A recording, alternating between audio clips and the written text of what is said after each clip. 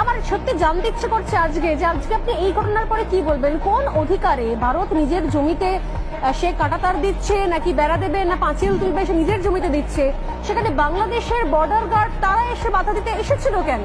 মানে কিসের উস্কানি এটা? পায়ে পা দিয়ে ঝগড়া করার উস্কানি? একটা যুদ্ধ করানোর জন্য একটা সুরসুরি দেওয়া? ভারত তো যুদ্ধ করতে চাইছে না, কোনোভাবে কোনো পদক্ষেপ নিচ্ছে না। এটা কি ধরনের ব্যবহার হলো? এটা কি ধরনের পদক্ষেপ? কি বলবেন আপনি এটা? নমস্কার, আমি গর্বিত যে আমার বাংলাদেশে জন্ম হয়েছে এবং বাংলাদেশের বর্ডার গার্ড নিয়ে আমি সম্পূর্ণভাবে গর্বিত এবং আমি এই দেশকে ভালোবাসি। এই দেশের জন্ম আমার শত জন্মের কর্মের ফলে হয়েছে, কারণ বাংলাদেশের মতো একটা শক্তিশালী জন্মগ্রহণ করা একটা ভাগ্যের ব্যাপার, ভারতের মতো একটা দুর্বল দেশে জন্মগ্রহণ করা অন্য ব্যাপার।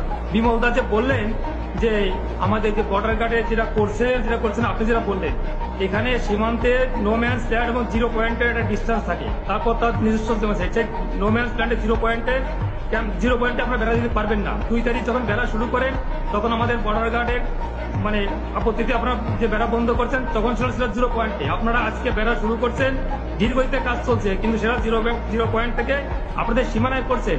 আপনাদের সীমানায় বেড়া দেবেন না, পুকুর কাটবেন না, গাছ লাগাবেন, এতে বাংলাদেশে কিছু আসা যায় না। আর বাংলাদেশ নিয়ে আমি যেভাবে বললেন দুর্বল, সরিষা খেতে ট্যাঙ্ক নিয়ে একবারও বলবেন না। আপনার বয়স কত আমি জানি না, আপনি 2001 সালে আপনার বয়স কত ছিল? 2001 সালে আপনারা উস্কানি দিয়েছিলেন সীমান্তে, সেখানে পালুয়ায় 16 থেকে 19 এপ্রিল এই 4 দিন যে গন্ডগোল করছিলেন, সেখানে আপনাদের 18 জন বিএসএফ মারা গেছে, আমাদের মারা গেছিল মাত্র 3 জন।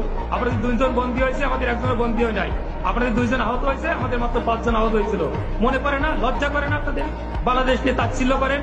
2001 সালে শিক্ষা হয় নাই, 2005 সালে 18 বর্ডারে গন্ডগোল করছিলেন, সেখানে আমাদের অ্যাসিস্ট্যান্ট কমান্ডার শ্রীমান জীবন কুমার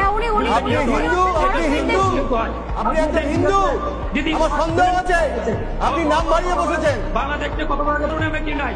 বিমল বাবুতে বললেন 2001 থেকে 2005 দেখেন